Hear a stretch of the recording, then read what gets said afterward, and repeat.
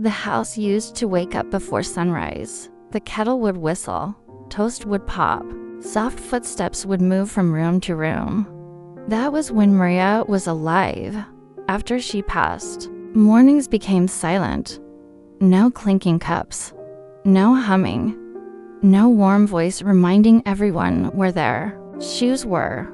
Just 3 people moving through the same space, each carrying grief in a different way. David woke first, as he always had. He stood in the kitchen staring at the coffee maker, unsure which button she used. For 20 years, Maria had handled the mornings. He used to say, "You're better at it."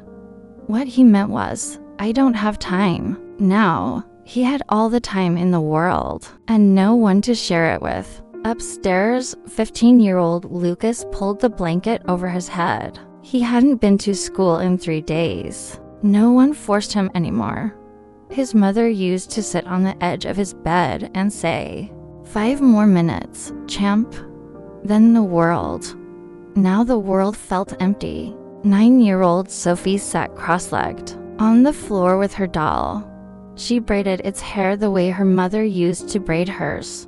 "Mom says, 'You're brave,'" she whispered to it. Her voice echoed in the quiet room. David heard it from the hallway. Something cracked inside him. He used to believe being strong meant not breaking. Now he realized strength sometimes meant letting yourself fall. At breakfast, they sat around the table in silence. Sophie pushed cereal around her bowl. Lucas scrolled on his phone. David stared at the empty chair at the head of the table. "She liked this mug," Sophie said suddenly, holding up a chipped blue cup. David nodded. "Yes, she did. She said it reminded her of the sky." Lucas didn't look up. "She also said you forget to eat when you're sad," Sophie added gently. David managed a smile. "Did she?" Sophie nodded seriously. "She told me to remind you." Lucas scoffed. "She's gone, Soph. Talking about it won't bring her back." Sophie's eyes filled. David stood. "That's enough." Lucas froze. David had never raised his voice before. Lucas shoved his chair back. "You don't get it. You weren't even home most days. You missed everything. You missed her." The words hit harder than any blow. Lucas stormed upstairs. The house fell silent again. David sank into his chair. He remembered the late nights, the overtime, the promises to make it up later. Later had never come. Sophie climbed onto his lap. "You didn't mean to," she said softly. He held her tightly. "I don't know how to do this," he whispered. She rested her head on his chest. "Mom said love is when you try, even when it's hard." That afternoon, David found Maria's old notebook in the drawer. It was filled with lists, groceries, school projects, reminders, and between them, small notes. "Lucas loves pancakes on rainy days. Sophie needs extra hugs when she's quiet. David forgets to rest. Be gentle with him." His vision blurred. She had carried all of them silently. That evening, David knocked on Lucas's door. No answer. He opened it slowly. Lucas lay on his bed, staring at the ceiling. "I wasn't there," David said, "and I hate myself for that." Lucas didn't move. "But I'm here now," David continued, "and I don't want to lose you too." Lucas's jaw tightened. "You already lost her," he whispered. "I know," David said, "but I don't want her to be the last person I fail."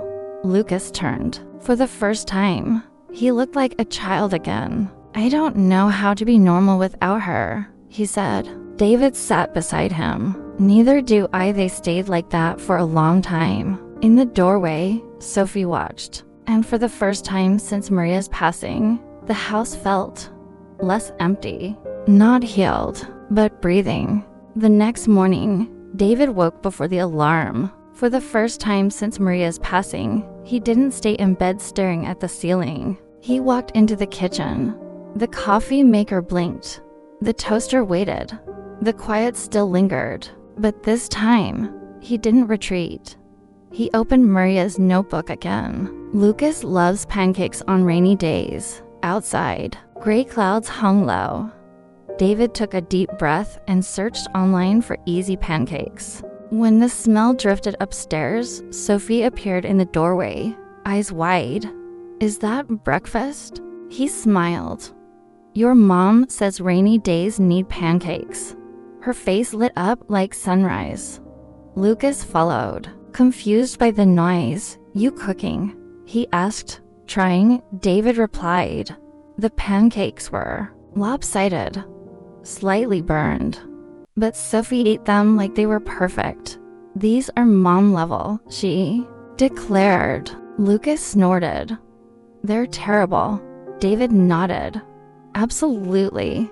Lucas hesitated, then sat. He took a bite, didn't complain. After breakfast, David said, "We're going to the park." Lucas blinked. "Why?" "Because she used to take you, and because staying frozen isn't living." Lucas stared at the floor. "I'll walk," he muttered. Sophie grabbed her shoes. At the park, Sophie ran toward the swings. Lucas sat on a bench. David stood beside him. "You don't have to talk," he said. "Just don't disappear." Lucas nodded. For a while, they just watched Sophie. Then Lucas said quietly, "She used to pack apple slices in star shapes." David swallowed. "She believed small things mattered," he replied. "They did," Lucas whispered. David placed a hand on his son's shoulder. "I can't be her, but I can try to love like she did." Lucas didn't pull away. Days passed. David learned to pack lunches, to attend meetings at school, to ask how Lucas was really doing, to sit beside Sophie during bedtime stories. They talked about Maria. They cried. They laughed. Grief didn't leave, but it softened. One evening, Sophie placed a drawing on the fridge. It showed 3 stick figures holding hands. Above them, a 4th figure glowed. "That's Mom," she said. "She's watching us try." David's throat tightened. Lucas added, "She'd be proud." David finally understood something Maria had always known. A family isn't held together by perfection. It's held together by presence, by choosing each other even in pain, by showing up when it's hard. The house didn't return to what it was. It became something new, something living. Families don't fall apart from loss alone, they fall apart when love stops reaching. Healing begins when we choose to show up, even broken. Subscribe to Tales Studio for more emotional stories about family, love, and life's quiet lessons.